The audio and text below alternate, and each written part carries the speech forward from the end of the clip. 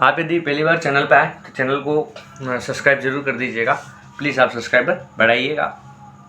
आज हम सभी पशु परिचर की जो अपडेट आई है कोर्ट से, जो न्यूज़ आई है, उसके ऊपर हम बात करने के लिए आए। आप सभी को पता चली गया होगा कि जो अगली तारीख मिली हमको 16 तारीख मिली।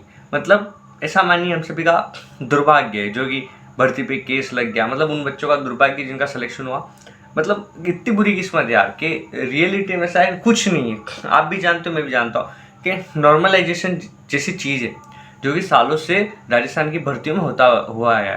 देखो ऐसा कुछ है नहीं कि कहीं पेपर आउट हो चुका है, ऐसा कुछ भी नहीं, ना कोई नकल हुई है। एक भी जहाँ पे भी कोई सेंटर था वहाँ पे उससे कुछ खबर नहीं है। परंतु किस्मत कहाँ फूटी रही है हमारी कि यहाँ पे नॉर्मलाइजेशन पे केस लग गया, जबकि इसका ऊपर कोई केस नहीं बनता। ये बात विरोधी पक्ष के वकील भी जानते हैं, परंतु केस लग गया। और केस लग गया तो हम ये बात अच्छी तरह जानते हैं कि हमारा यहाँ का जो सिस्टम है बहुत ही धीमे धीमे काम करता है और बहुत ही लेजी भी हम कह सकते हैं ना नहीं, क्योंकि देखिए सभी को पता था कि जवाब दायर करने। उसके बाद भी आज 14 तारीख थी, कोर्ट ने 2 तारीख दी, फिर आपके बाद आप देखिए 2 तारीख के बाद 10 तारीख दी, फिर 14 तारीख दी, बीच में 7 तारीख दी। इतने दिन देने के बाद भी अगर जवाब नहीं बन पाते या जवाब तैयार नहीं हो पाते तो फिर किसकी गलती रहती? इसमें उन बच्चों की क्या गलती? आप मानिए कि मान लो आपकी ज्वाइनिंग 6 महीने बाद होती है तो आपके 6 महीने का पेमेंट गया हाथ से।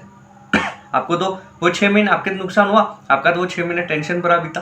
तो इसमें मतलब समझ से परे, जबकि सब कुछ स्पष्ट रूप से दिख रहा कि जो नॉर्मलाइजेशन जो लिखा हुआ है उसी ढंग से हुआ है, उसी तरीके से हुआ है। उसके बाद भी हम सभी इस कुचक्र में फंसे हुए हैं कि कोर्ट तारीख दे रहा है कितनी। आज जब पहले दिन था, उसके बाद 1 महीने बाद 2 तारीख दी, उसके बाद 7 दी, उसके बाद 10 दी, उसके बाद आप देखिए 14 दी, अब वापस 16 दी। अभी 16 में भी कोई कंफर्म नहीं होना, फिक्स नहीं होना। मैंने आपको पता है पहले एक वीडियो में बोला है मैंने इस चीज़ को कि ना आप ना मैं इस चीज़ में कोई भी बता ही नहीं सकता कि किस दिन कोर्ट अपना क्या डिसीजन बताएगा, क्या बात बोलेगा।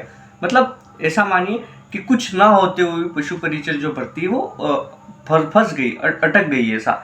अब हम यही प्रार्थना कर सकते हैं अगली जो भी सुनवाई हो रही 14 में, चलो नहीं होगा मेरे को जानता हूँ, क्योंकि मैं इस बात को वापस 14 तारीख आएगी, वापस ये वीडियो बनेंगे ऐसे ही और मैं आपको बताऊंगा ये हुआ ने, वापस बात घूम फिर के इधर से उधर ही रह जाएगी। मतलब ना कुछ फायदा हमको नहीं मिलेगा।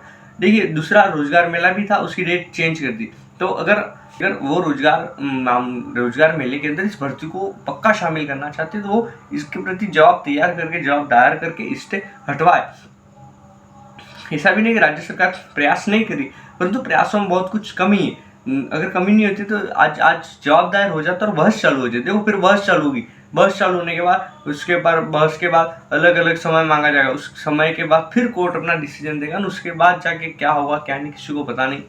मतलब ये देखिए खाया पिया कुछ नहीं और गिलास तोड़ा 12 आना वाला सीन हो रहा है कि भाई सब कि कोर्ट के अंदर अटक गई। अब अलग अलग डेट दी जाएंगी, ये होगा वो होगा। आज कोर्ट में कुछ नहीं हुआ, 5 मिनट भी नहीं दिया गया समय और जवाब देने के लिए वापस मांगा पक्ष के वकील ने, तो उसके लिए समय दिया। कोर्ट ने अगली तारीख दे दी 16 तारीख, वापस 16 तारीख जाएंगी। अब उस दिन क्या होता है क्या नहीं होता है ये कंफर्म नहीं। अब इसके ऊपर क्या होता है, कभी कभार यूं भी लगता है कि यार जैसे ऐसा ही भर्ती है तो ऐसा ही भर्ती से क्या हुआ, सल्ला झाड़ लिया। ऐसा नहीं हो जाएगी, पशु परिचर से भी अपना झाड़ ले और उसको भी इस प्रकार अटका दे।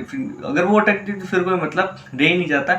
इसलिए हम सभी इस सरकारी नौकरी के जो इस कुचक्र, गवर्नमेंट जॉब के इस कुचक्र और दलदल में जो फंसे हुए हैं, इस दलदल से बाहर कब और कैसे निकलेंगे क्या पता ही नहीं। इसलिए हम मानते हैं ना हमारे देश में मतलब जो विकास की जो गति है, इतनी जनसंख्या और इतनी ब्रिलियंट बुद्धि होने के बाद भी इसकी रीज़न यही है कि हम सभी एक अंधी दौड़ के पीछे भाग रहे हैं। क्योंकि पूरा संसार अगर हम खोल के देखें तो बहुत कुछ है, बहुत कुछ सीखने का, बहुत कुछ करने का।